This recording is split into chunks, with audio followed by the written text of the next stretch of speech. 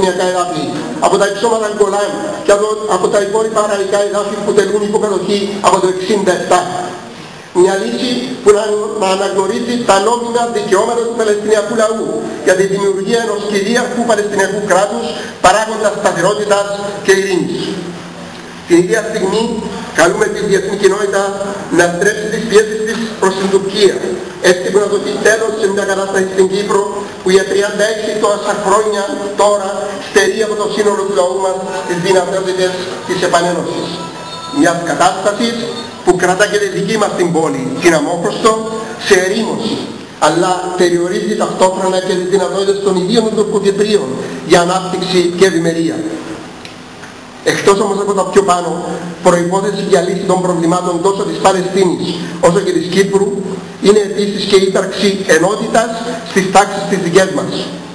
Η ενότητα μεταξύ των ιδίων των Παλαιστινίων, όπως επίσης και μεταξύ των Ελληνοκυπρίων, μεταξύ τους αλλά και μεταξύ των Ελληνοκυπρίων και των Τουρκοκυπρίων είναι απαραίτητη προϋπόθεση για να επιτευχθεί αυτός ο στόχος.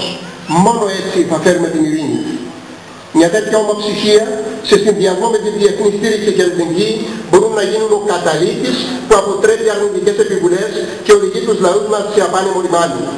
Οι λαοί μπορούν σαν θέλουν να νικήσουν, γιατί οι λαοί είναι πιο δυνατοί από τον ιμπεριαλισμό.